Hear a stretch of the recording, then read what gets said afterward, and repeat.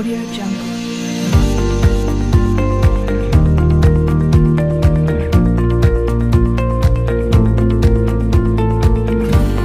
Audio Jungle.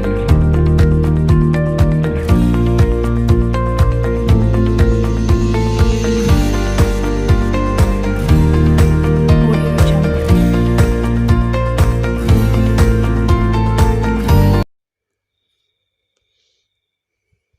Perkembangan pola pikir manusia. Rasa ingin tahu. Rasa ingin tahu atau curiosity merupakan keinginan untuk menyelidiki dan mencari pemahaman terhadap rahasia alam. Rasa ingin tahu senantiasa akan memotivasi diri untuk terus mencari dan mengetahui hal-hal yang baru, sehingga akan memperbanyak ilmu pengetahuan dan pengalaman dalam kegiatan belajar. Rasa ingin tahu yaitu sikap dan tindakan yang selalu berupaya untuk mengetahui lebih mendalam dan meluas dari apa yang dipelajari, dilihat, dan dengar. Hal ini berkaitan dengan kewajiban terhadap diri sendiri dan lingkungan alam. Kuriositas atau rasa ingin tahu adalah emosi yang dihubungkan dengan perilaku mengorek secara alamiah, seperti eksplorasi, investigasi, dan belajar.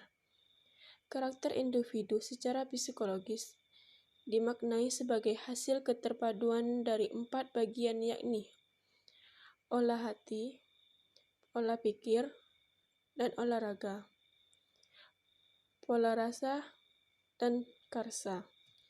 Oleh hati berkenan dengan perasaan, sikap dan keyakinan atau keimanan. Pola pikir berkenan dengan proses nalar guna, mencari dan menggunakan pengetahuan secara kritis, kreatif, dan inovatif. Sifat unik manusia. Yang pertama sering disebut sebagai benda mati, dan keduanya disebut makhluk hidup. Benda mati tunduk pada hukum alam atau deterministis, sedangkan makhluk hidup tunduk pada hukum kehidupan atau biologis. Sejarah perkembangan pengetahuan manusia. Ada 3 tahap sejarah perkembangan pengetahuan manusia menurut Auguste Comte, yaitu: pertama, teologi atau metafisika, seperti mitos. Yang kedua, filsafat, seperti penalaran. Yang ketiga, ilmu, yaitu pendekatan ilmiah. Yang pertama, saya akan menjelaskan tentang mitos. Mitos itu adalah cerita yang memberikan pedoman atau arahan tertentu pada sekelompok orang. Contohnya, bunyi guntur dan petir di langit ditimbulkan oleh roda kereta yang dikendarai dewa melintasi langit. Alasan mitos ini diterima dipengaruhi oleh 4 alasan. Yang pertama, karena keterbatasan pengetahuan pada saat itu. Yang kedua, keterbatasan penalaran pada saat itu. Yang ketiga, keterbatasan penginderaan pada saat itu. Dan keempat, keingatan manusia telah terpenuhi untuk sementara. Jadi, dengan hal tersebut, mereka lebih percaya ada mitos-mitos itu, walaupun masih belum tentu kebenarannya. Yang kedua, penalaran. Penalaran ini dibedakan menjadi 2. Ada penalaran deduktif dan induktif. Penalaran deduktif yaitu cara berpikir yang bertolak dari pernyataan yang bersifat umum untuk menarik kesimpulan yang bersifat khusus. Kedua, penalaran induktif, yaitu cara berpikir dengan menarik kesimpulan umum dan pengamatan yang bersifat khusus. Yang terakhir adalah pendekatan ilmiah. Metode ini bersifat objektif, bebas dari keyakinan dan prasangka pribadi, serta bersifat terbuka. Kumpulan pengetahuan ini dapat disebut ilmu pengetahuan apabila memadukan rasionalisme dan empirisme sebagai metode keilmuan. Eksperimen dengan metode keilmuan ini dilakukan dengan bantuan instrumentasi pengamatan, dan hasil pengamatannya disebut teknologi yang dapat diterapkan dalam kehidupan sehari-hari. Proses perkembangan manusia. Setiap makhluk hidup tidak akan pernah terlepas dari perubahan dan perkembangan selama hidup mereka. Seperti makhluk hidup yang lain, mereka mempunyai masa perkembangan. Begitu pula dengan makhluk ciptaan dengan bentuk yang paling sempurna, yaitu manusia yang mengalami masa perkembangan. Jika dilihat dari definisinya, perkembangan itu sendiri adalah pola pergerakan atau perubahan yang dimulai dari masa pembuahan dan terus berlangsung selama masa hidup manusia. Menurut buku yang pernah saya baca, jadi perkembangan manusia adalah perubahan-perubahan manusia dimulai sejak lahir sampai. Saya udah jelasin kepada Anda tentang pengertian perkembangan manusia. Sekarang waktunya saya jelasin bahwa ada beberapa fase dalam perkembangan manusia. 1. Fase awal perkembangan manusia dimulai dari prakelahiran. Prakelahiran adalah masa pembentukan sel telur dalam ovarium, terbentuknya bayi hingga proses kelahirannya. Fase kedua adalah masa bayi atau biasa disebut dengan infansi. Infansi adalah proses perkembangan yang dimulai sejak kelahiran sampai usia 18 atau 24 bulan. Fase ketiga, yakni masa kanak-kanak awal dimulai saat bayi hingga usia 5 atau 6 tahun. Fase keempat, masa kanak-kanak pertengahan atau akhir saat usia anak berumur 6 hingga 11 tahun. Fase kelima, yaitu masa remaja. Masa remaja adalah masa kanak-kanak menuju masa remaja antara umur 10 hingga 12 tahun dan berakhir pada usia 18 hingga 22 tahun. 6. Fase ke-6, masa dewasa awal adalah perkembangan yang dimulai pada usia 20-an sampai 30-an. Fase ke-7, masa dewasa menengah. Masa dewasa menengah adalah perkembangan yang berlangsung kurang lebih pada usia 40-an hingga usia 60-an.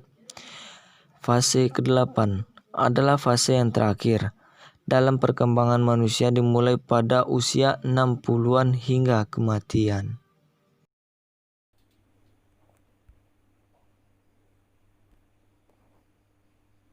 Manusia dan makhluk lain. Perbedaan manusia dan makhluk lainnya. Manusia pada hakikatnya sama saja dengan makhluk lainnya, yaitu memiliki hasrat dan tujuan. Ia berjuang untuk meraih tujuan dengan didukung oleh pengetahuan dan kesadaran.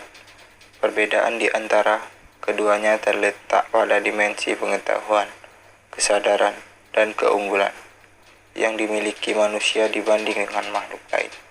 Manusia sebagai salah satu makhluk yang hidup di muka bumi merupakan makhluk yang memiliki karakter yang paling unik. Manusia secara fisik tidak begitu berbeda dengan binatang, sehingga para pemikir menyamakan dengan binatang. Letak perbedaan yang paling utama antara manusia dengan makhluk lainnya adalah dalam kemampuan melahirkan kebudayaan. Kebudayaan hanya manusia saja yang memilikinya, sedangkan binatang hanya memiliki kebiasaan-kebiasaan yang bersifat intensif. Dibandingkan dengan makhluk lain, manusia mempunyai kelebihan itu membedakan manusia dengan makhluk lain. Kelebihan manusia adalah kemampuan untuk bergerak dalam ruang yang bagaimanapun, baik di darat, di laut, maupun di udara. Sedangkan binatang hanya mampu bergerak di ruang yang terbatas, walaupun ada binatang yang bergerak di darat dan di laut. Namun tetap saja mempunyai keterbatasan dan tidak bisa melampaui manusia. Mengenai kelebihan manusia atau makhluk lain dijelaskan dalam surah Al-Isra ayat 70. Perkembangan alam pikiran manusia. Rasa ingin tahu manusia menyebabkan alam pikiran manusia berkembang. Berikut macam-macam perkembangan yang dapat kita ketahui. Pertama, perkembangan alam pikiran manusia sejak dilahirkan sampai akhir hayatnya. Seorang bayi biasanya mengalami perkembangan yang sama dari zaman ke zaman. Setiap bayi yang beranjak menjadi anak-anak akan mengamati lingkungan sekitarnya. Dengan begitu, akan muncul pertanyaan-pertanyaan di dalam pikirannya. Untuk memenuhi rasa ingin tahu inilah, maka seorang anak akan bertanya kepada orang-orang di sekitarnya, seperti orang tua, kakak, atau abang. Alam pikiran seorang anak berkembang dengan pesat. Jadi, wajar saja apabila seorang anak melakukan penyelidikan sendiri agar pertanyaan-pertanyaan di dalam pikirannya terjawab. Namun, perkembangan alam pikir anak akan melemah dan terhambat. Hal ini dikarenakan lingkungan sekitarnya yang tidak mendukung perkembangannya. Alam pikiran manusia semakin berkembang sesuai dengan peningkatan umur. Sampai pada umur yang semakin tua, akan terjadi penurunan daya ingat, sehingga alam pikiran manusia tidak lagi berkembang, tetapi berhenti, bahkan kembali seperti masa kanak-kanak. Yang kedua, perkembangan alam pikiran manusia sejak zaman purba hingga dewasa ini. Masih dikarenakan rasa ingin tahu yang tinggi, pada zaman purba, manusia purba mulai menyelidiki apa penyebab terjadinya fenomena-fenomena alam dan apa akibatnya. Penyelidikan menghasilkan jawaban atas banyaknya persoalan, tetapi kemudian akan timbul persoalan-persoalan baru. Dengan demikian, pemikiran manusia berkembang. Perkembangan itu terus berlangsung hingga sekarang, bahkan akan terus berlanjut ke masa yang akan datang. Walaupun setiap orang memiliki rasa ingin tahu, tapi tidak semua orang yang melakukan penyelidikan. Banyak yang sudah puas dengan cara bertanya kepada orang yang sudah menyelidiki, atau bahkan bertanya kepada orang yang sudah bertanya. Ini juga suatu perkembangan di mana pengetahuan dari generasi ke generasi ditambahkan dengan pengetahuan yang baru.